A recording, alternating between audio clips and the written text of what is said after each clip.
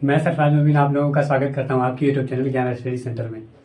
तो आज हम लोग द लिविंग वर्ल्ड के 5वें लेक्चर में टेक्सोनोमी के बारे में पढ़ रहे होंगे। इससे पहले वाले लेक्चर सब में हम लोगों ने जितना भी बेसिक पॉइंट्स सब था उस सब चीज़ों के बारे में हम लोगों ने डिस्कशन कर चुके हैं। तो आज हम लोगों का जो जैसे कि पिछले वाले लेक्चर में हम लोग बायोडाइवर्सिटी के बारे में पूरा पढ़े, बायोडाइवर्सिटी क्या होता है। अब उसके आगे हम लोग टेक्सोनोमी पढ़ेंगे। बायोडाइवर्सिटी पढ़ते वक्त हम लोगों ने एक और चीज़ नोमेनक्लेचर के बारे में पढ़ लिया था कि इतना जो बायोडाइवर्सिटी है, इतनी जो विविधताएं हैं पूरे वर्ल्ड में, तो उसमें हम लोगों को हर एक स्पीसीज़ का अलग अलग तरह का नाम देना पड़ता है। उसको नाम देने के लिए हम लोगों ने हर तरह का रूल्स बनाया है, जैसे कि बाइनोमियल्स नोमेनक्लेचर, जिसके आधार पर हम लोग क्या करते हैं, हर एक स्पीसीज़ का नामकरण कर रहे होते हैं, जिससे हम लोग समझ सके कि हाँ इस स्पीसीज में इस तरह का ऑर्गेनिजम्स को हम लोग रख सकते हैं। अब अगर हम आगे बढ़ें तो टैक्सोनॉमी के बारे में आज हम लोग सारी जानकारी हासिल करेंगे कि टैक्सोनॉमी आखिर क्या होता है। अब इतना 1.7 से 1.8 मिलियन स्पीसीज इस दुनिया में पाया जाता है। अगर हमको बोला जाए कि 1000 स्पीसीज का तुम नाम लिखो तो हम नहीं लिख सकते, लेकिन हम 1000 स्पीसीज के बारे में ज़रूर जानते होंगे, लेकिन नाम लिखना अचानक से बहुत ही भारी पड़ेगा, हमको लिखने में हो ही नहीं पाएंगे, हम नहीं लिख पाएंगे। क्यों? क्योंकि हम लोग जो भी स्पीसीज देख रहे होंगे लग रहा होगा कि ये सेम स्पीसीज है तो उसका एक ही नाम हो जाएगा, लेकिन ऐसा नहीं होता। जब हम लोग कोई टैक्सोनॉमिस्ट के पास जाते हैं तो हर एक स्पीसीज का अलग अलग नाम रख रहे होते हैं, जबकि हमको लगता है कि दोनों स्पीसीज तो एक ही था, जबकि टैक्सोनॉमिस्ट को पता होता है कि दोनों क्या है, अलग अलग स्पीसीज है। तो इसका मतलब इसमें कुछ ना कुछ क्राइटेरिया होता होगा जिसके बेसिस पे हम लोग किसी स्पीसीज का नाम रख रहे होंगे। तो इसी में हम लोग टैक्सोनॉमी जब हम लोग पढ़ लेंगे तो हम लोग सारी क्राइटेरिया से रूबरू हो जाएंगे और सारी क्राइटेरिया के बारे में जान जाएंगे। तब हम लोगों को समझ में आ जाएंगे कि किसी भी स्पीसीज का नाम आखिर कैसे रखा जाता है और उसको किसी भी ग्रुप या फिर किसी क्लास में कैसे हम लोग डालते हैं। तो पहले तो टैक्सोनॉमी समझे कि टैक्सोनॉमी है क्या। इसका अगर डेफिनेशन देखा जाए तो क्या है, arranging organisms in various taxa, taxa पे हाईलाइट किया गया, taxa based on the characters. जितने भी ऑर्गेनिजम्स है इस दुनिया में प्रेजेंट, सभी ऑर्गेनिजम्स को हम लोग क्या करते हैं, बंटवारा कर रहे होते हैं, सभी को हम लोग क्लासिफाइड कर रहे होते हैं। और किसके बेस पर क्लासिफाइड करते हैं, तो उसके कैरेक्टर्स के बेस पर क्लासिफाइड कर रहे होते हैं। लेकिन यहाँ पर एक वर्ड अगर ध्यान दें तो एक वर्ड था टेक्सा।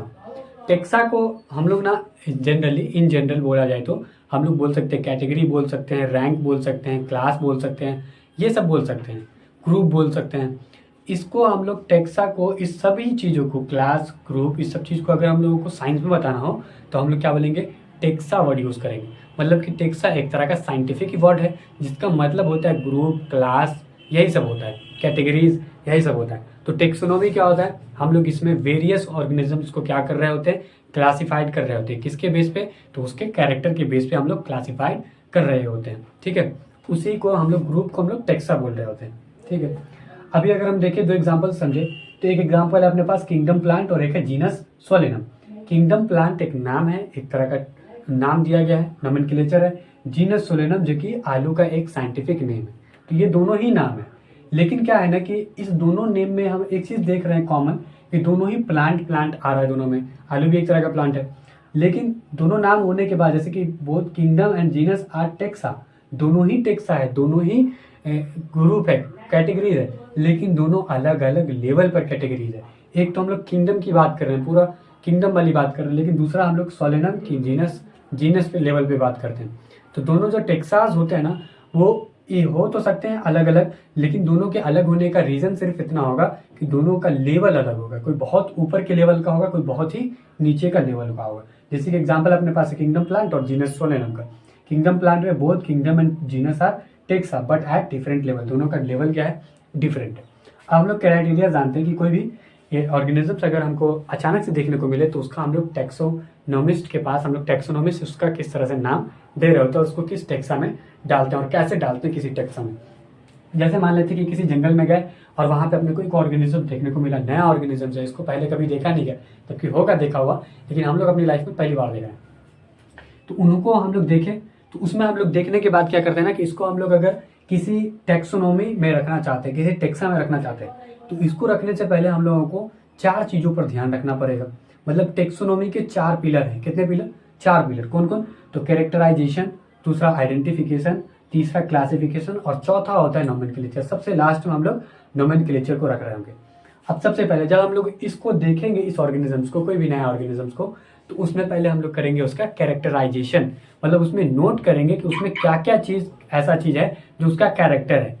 उस सब चीज़ों को नोट करने के बाद हम लोग आगे बढ़ेंगे और ये देखेंगे, आइडेंटिफाई करेंगे, खोजेंगे कि क्या इस तरह का जो भी कैरेक्टर देखने को मिला इस न्यू ऑर्गेनिजम्स में, ऐसा कैरेक्टर पहले से प्रेजेंट है दुनिया में या नहीं। अगर है तो कोई दिक्कत नहीं, हम लोग को क्या करेंगे, उस ऑर्गेनिजम्स को एक वही टेक्सा में जाकर रख देंगे। सिंपल।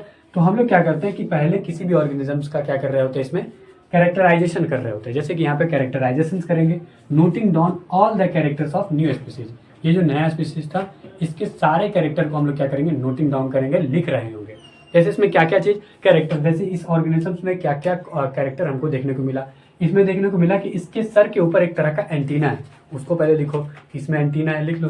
फिर इसमें देखने को मिला कि दो तरह का आई है, कंपाउंड आई है, एक सिंपल आई है। दो तरह का आई है, एक आई नहीं है, दो तरह का आई है। तो क्या इस तरह का दो तरह का आई जो देखने को मिलेगा वो किसी ऑर्गेनिजम्स जो पहले से धरती पर प्रेजेंट है उसमें पाया जाता है या नहीं।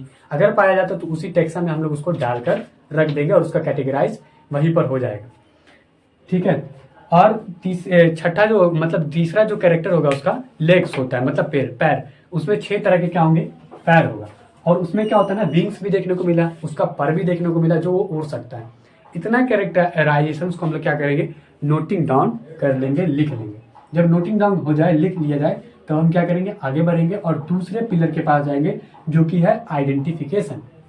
ये आइडेंटिफिकेशन क्या है, तो आइडेंटिफिकेशन इसमें हम लोग एनालिसिस करेंगे, जो भी कैरेक्टराइजेशन देखने को मिला, जो भी कैरेक्टर देखने को मिला किसी ऑर्गेनिज्म में, उसका हम लोग क्या करेंगे, इसमें आइडेंटिफिकेशन करेंगे, एनालिसिस करेंगे और खोजेंगे कि क्या ये ऐसा कैरेक्टर वाला जो ऑर्गेनिज्म शायद पहले से धरती पर प्रेजेंट है या नहीं। अगर नहीं है तो अलग से टेक्सा बनाएंगे, अगर है तो पहले से प्रेजेंट टेक्सा में ही उसको हम लोग डाल देंगे। ठीक है।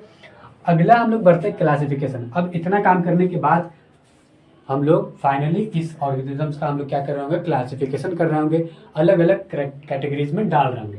जैसे ये किस किंगडम का है, पहले देखने के बाद ही मालूम चला, इतना सारा कैरेक्टर देखने के मालूम चला कि अच्छा ये तो इंसेक्ट है, एक तरह का कीड़ा है ना। अब जब कीड़ा है तो कीड़ा है मतलब किंगडम, किस किंगडम में जाएगा, तो एनिमिलिया किंगडम में जाएगा, क्योंकि ये प्लांट नहीं है, एनिमिलिया किंगडम में डाल रहे होंगे क्योंकि एक इस तरह का एनिमल है। तो किंगडम किस तरह का, एनिमिलिया किंगडम है। अब ये किस फाइलम का होगा, जब कीड़ा है तो एंथ्रोपोडा फाइलम का होगा। इसका क्लास क्या है, कीड़ा है तो इंसेक्टा। इसी तरह से आगे बढ़ेंगे, क्लास देखेंगे, रेंज देखेंगे और उसके आगे बढ़ेंगे तो जीनस देखेंगे। अब जीनस इसका देखें तो ये देखने के बाद मालूम चला कि क्या इसका जीनस हम लोग देंगे नया वाला, या पहले से इसका जीनस पहले से मालूम है, मतलब पहले से ऐसा ऑर्गेनिजम्स देखने को मिलता है कि नहीं मिलता है। तो जब हम लोग देखते हैं तो ऐसा जो है ना, ये जो कीड़ा देखने को मिला, ये कीड़ा कुछ हद तक कॉकरोच की तरह देखने को मिलता है। और कॉकरोच का साइंटिफिक नेम क्या होता है, पेरीप्लांटा अमेरिकाना। क्या होता है, पेरीप्लांटा अमेरिकाना होता है। तो हम लोग इस जीनस का क्या नाम लिख देंगे, पेरीप्लांटा लिखेंगे। अब ये नोमेनक्लेचर कर रहे हैं तो इसके नीचे क्या लगा देंगे, अंडरलाइन। अब स्पीसीज का नाम लिखना है, तो पहले क्या था, कॉकरोच का नाम क्या होता है, पेरीप्लांटा अमेरिकाना। लेकिन ये तो कॉकरोच नहीं है, कॉकरोच की तरह दिख रहा है, कॉकरोच की तरह दिख रहा है। तो हम लोग ना इसको देखेंगे कि ये कहाँ खोजने को मिला, तो इंडिया में देखने को मिला, तो इसलिए हम लोग इसका क्या नाम रख देंगे, पेरीप्लांटा इंडियाना। क्या नाम रख देंगे हम लोग, पेरीप्लांटा इंडियाना। तो कोई भी ऑर्गेनिज्म देखने को मिले और जब उसका हम लोग टेक्सोनोमी कर रहे होंगे तो उसमें हम लोगों को 4 पिलर, 4 चीज़ों पर ध्यान देना है। पहले तो कैरेक्टराइजेशन, पहले उस ऑर्गेनिजम्स के सारे कैरेक्टर को एक जगह पे लिखो। फिर आइडेंटिफिकेशन, उसके सारे कैरेक्टर का एनालिसिस करो जो भी पहले से प्रेजेंट कैरेक्टर है। फिर तीसरा हम लोग क्लासिफिकेशन करेंगे कैरेक्टर के बेस पे कि उसका किंगडम क्या है, फाइलम क्या है, फिर क्लास क्या है, जीनस, और लास्ट में स्पीसीज देकर लास्ट में हम लोग नाम दे देंगे।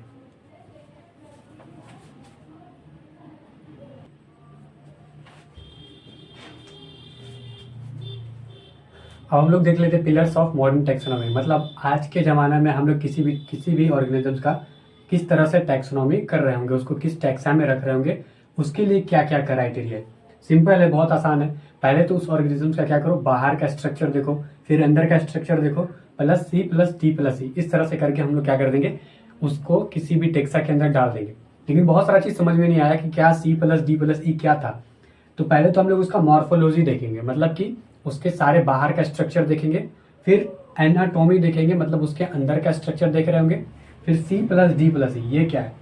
फिर उस ऑर्गेनिजम्स के सेल का स्ट्रक्चर देखेंगे कि सेल का स्ट्रक्चर क्या है, और सब चीज़ों को हम लोग नोटिंग डाउन करते हुए चले जाएंगे, मतलब लिखते हुए चले जाएंगे। फिर डी देखेंगे, मतलब उसका डेवलपमेंट प्रोसेस कि वो किस तरह से डेवलप करता है, कितने टाइम में डेवलप करता है, ये सब चीज़ों को हम ध्यान में रखेंगे, मतलब सब चीज़ों को नोट डाउन कर रहे होंगे।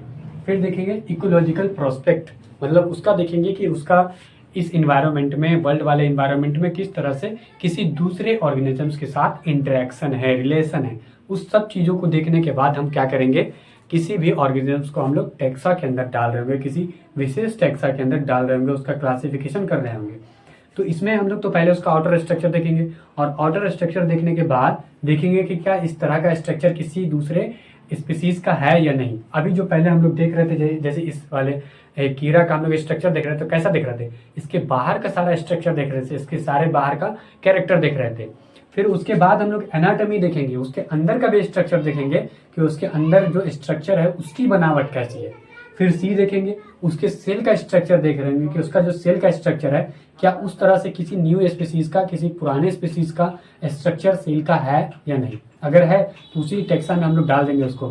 फिर डी देखेंगे डेवलपमेंट प्रोसेस, कि इसका जो डेवलपमेंट प्रोसेस है क्या दूसरे डेवलपमेंट प्रोसेस की तरह सेम है या अलग है। अगर अलग है तो अलग टेक्सा बनाएंगे इसका। लास्ट में, सबसे लास्ट में हम लोग इकोलॉजिकल प्रोस्पेक्ट देख रहे होंगे कि ये किसी दूसरे स्पीसीज के साथ किस तरह से अपना इंटरेक्शन करता है, किसी दूसरे स्पीसीज के साथ अपना किस तरह से रिलेशन बना रहा होता है। तो ये तो होगी मॉडर्न जमाना का टैक्सोनॉमी, मतलब आज के ज़माने में हम लोग टैक्सोनॉमी किस तरह से कर रहे होते हैं। मतलब कोई टैक्सोनॉमिस्ट होगा तो उसका सारा ध्यान, सारा जो केंद्र बिंदु होगा वो इस सारे पॉइंट पर होगा, मॉर्फोलॉजी पर, एनाटॉमी पर, सेल स्ट्रक्चर पर, डेवलपमेंट प्रोसेस पर और इकोलॉजिकल प्रोस्पेक्ट पर। किसी भी स्पीसीज को क्लासिफाइड करने के लिए, ग्रुप में डालने के लिए, इस सब चीज में डालने के लिए किसी भी टैक्सोनॉमिस्ट का इस सब पॉइंट पर तो नजर रहता ही होगा। लेकिन आज से पहले, आज इस सब चीजों को जानना आसान है, सेल स्ट्रक्चर को जानना आसान है, एनाटॉमी मतलब अंदर के सारे स्ट्रक्चर को जानना आसान है। क्यों जानना आसान है? क्योंकि हमारे पास इलेक्ट्रॉन माइक्रोस्कोप है, वो भी हाई रेजोल्यूशन वाला।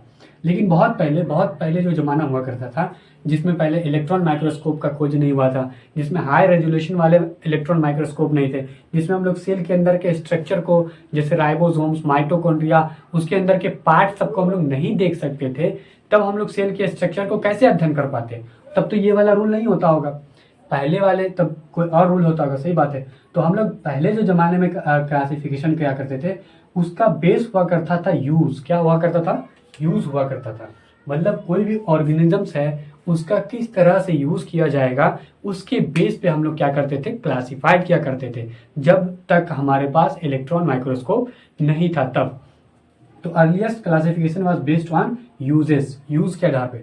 जैसे मान लो कि दाल है, चावल है, गेहूं है, सबका यूज क्या है? अलग है। तो सबको क्या करते हैं हम लोग? यूज के बेस पे क्या करते हैं? अलग कर देते कि इसको अलग रखो, इसको अलग रखो और इसको अलग रखो। सबका एक हम लोग क्लासिफिकेशन कर लेते हैं, लेकिन किसके आधार पे? तो यूज के आधार पे। ये चीज ध्यान में रखना होगा। ये क्वेश्चन कई बार पूछा गया है कि अर्लीस्ट मतलब पुराने जमाने में किसी भी स्पीसीज का हम लोग किस तरह से क्लासिफाइड किया करते थे, किसके बेस पर क्लासिफाइड किया करते थे? तो वो होगा यूज के बेस पे। लेकिन मॉडर्न जमाने में हम लोग किसके बेस पर क्लासिफाइड करते हैं? तो मॉर्फोलॉजी मतलब बाहर के स्ट्रक्चर, अंदर के स्ट्रक्चर, सेल स्ट्रक्चर, उसके डेवलपमेंट प्रोसेस, और लास्ट में हम लोग देखेंगे इकोलॉजिकल प्रोस्पेक्ट, और उसके बेस पर हम लोग क्या करेंगे? उस स्पीसीज का हम लोग क्लासिफाइड बंटवारा कर देंगे। तो हम लोगों ने आज के पूरे लेक्चर में टैक्सोनॉमी के सारे पॉइंट को अच्छे से डिस्कशन करते हुए सभी चीज़ों को बहुत ही अच्छे से समझ लिया है। तो आज के लेक्चर में बस इतना ही। धन्यवाद।